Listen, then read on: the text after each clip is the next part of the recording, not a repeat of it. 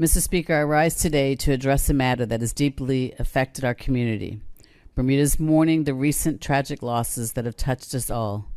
My heart aches as we reflect on the deaths that have occurred this week, and I am deeply saddened and shocked by this news. As the Premier and the Minister of National Security have indicated, our country has been profoundly impacted by these tragic events. The pain we feel as a community is immense, and the mental and emotional well-being of our people has been profoundly shaken. In these difficult and testing times, we must pause, reflect, and support one another. If you or someone you know is struggling, please do not hesitate to seek help. We must be vigilant and compassionate, looking out for our neighbors, friends, and loved ones. Check in on each other, offer a listening ear, and pay attention to signs that someone may be struggling. Even a small gesture of kindness can make a significant difference in someone's life. Though these tragedies may not affect each of us directly, we are a close-knit community, and the ripples of these losses touch us all. Whether within your family, among friends, at church, or in your workplace, someone you know is grieving.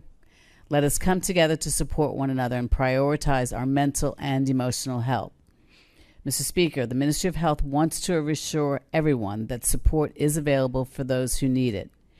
If you are finding it hard to cope with these events or any mental health issues, please reach out to the following agencies. The Mid-Atlantic Wellness Institute, and their main line is 239-1111, which connects to a 24-hour mental health crisis line, or alternatively, Mr. Speaker, you can call 236-3770. The Red Cross Psychosocial First Aider, call 236-8253 between the hours of 9 a.m. and 4 p.m. Monday to Friday. Additionally, Mr. Speaker, the Family Center offers resources and support for parents and children experiencing grief.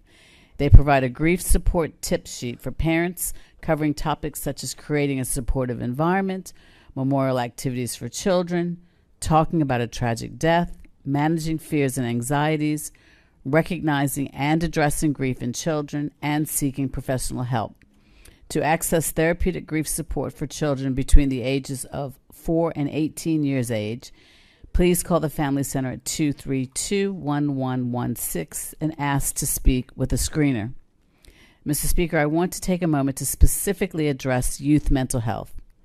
Record levels of young people are struggling with academic pressure, social media, bullying, poverty, and the lack of availability of professional mental health support, all contributing to this epidemic of poor mental health in our young people. The Department of Health has made significant strides in its ongoing commitment to bolster adolescent mental health support. Recognizing the crucial role that schools play in young people's lives, the department has initiated several key programs to build capacity among professionals who interact with children and adolescents on a daily basis.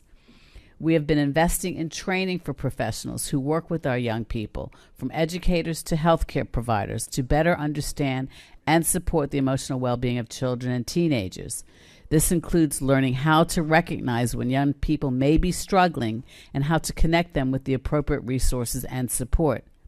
By equipping health professionals and educators with the tools and knowledge they need, we are helping to foster a supportive and understanding atmosphere for our young people. Finally, Mr. Speaker, if you are experiencing a mental health crisis, please call 911 at any time.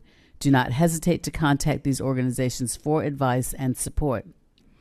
Mr. Speaker, we are our brother's keepers. Let us stand together in this time of sorrow, offering love, comfort, and support to those in need. Our community is strong, and by caring for one another, we will find the strength to heal and move forward.